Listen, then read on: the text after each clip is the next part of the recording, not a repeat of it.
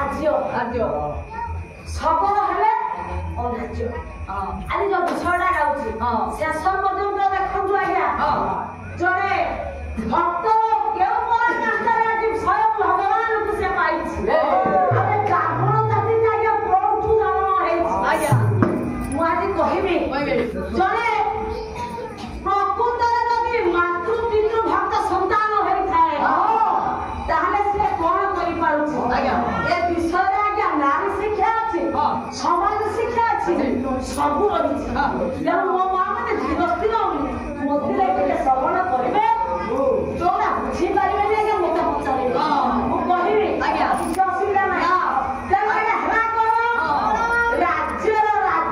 ରାଜାଙ୍କ ନାଁ ହଉଛି ମଧୁକର୍ମ ଝିଅ ନାଁ ହଉଛି ମନ୍ଦାକିନୀ। ଆଜ୍ଞା ଏ ଅନାଜ ପିଲାଟା କିଏ ଏ ଅନାଜ ପିଲା ନାଁ ହଉଛି ଆଜ୍ଞା ଶବର ଜୟନ୍ତ ହେ ରାଜାଙ୍କର ଦ୍ୱାର ଦେଶରେ ଆଜ୍ଞା ପହଞ୍ଚି ଗଲେ ଆଜ୍ଞା ରାଜଭବନ ଜଣେ ମହର୍ଷି ଆସିଛନ୍ତି ଆଜ୍ଞା ତାଙ୍କୁ ଘରକୁ ଡାକିବି। ଏହି ସମୟରେ ଆଜ୍ଞା ଦୂତ ଯେତେବେଳେ ଆସି ରାଜାଙ୍କୁ ଜଣେଇ ଦେଲେ ଆଜ୍ଞା ଆମ ଗୃହକୁ ଜଣେ ଆସିଛନ୍ତି ମହର୍ଷି ବିଶ୍ରମ ଆଜ୍ଞା ଆପଣଙ୍କୁ ଦେଖା କରିବା ପାଇଁ ଚାହୁଁଛନ୍ତି ଆଜ୍ଞା ସାଙ୍ଗେ ସାଙ୍ଗେ ରାଜା ଆଜ୍ଞା ମଧୁକର୍ମ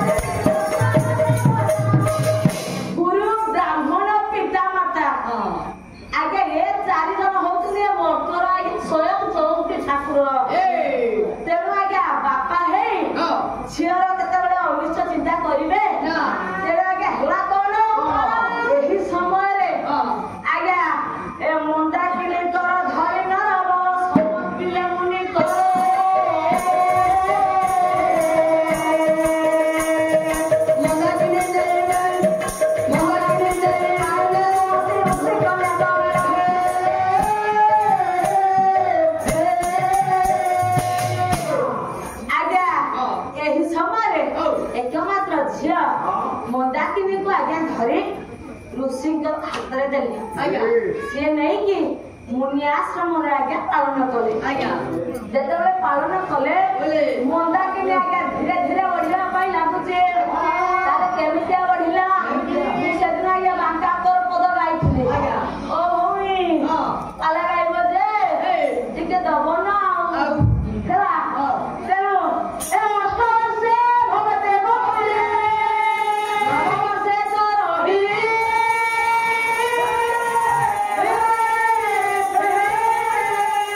ଦଶବର୍ଷେ କନ୍ୟା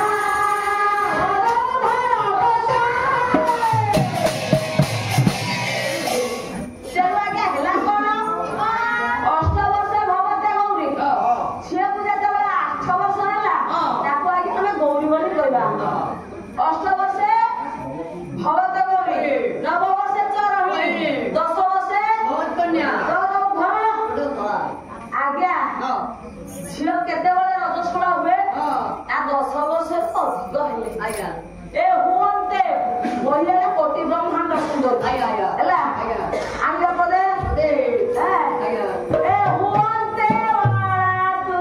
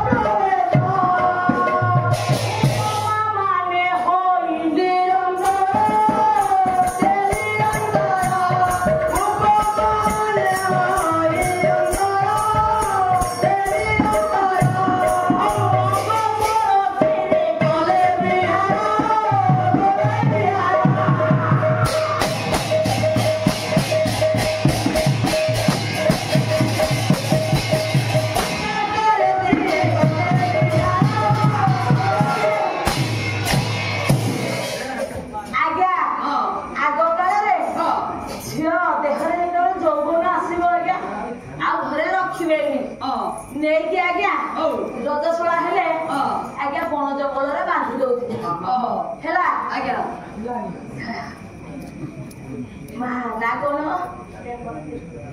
ଦେବସ୍ମିତା ଝିଅର ମୋର ଭଗବାନ ସତେ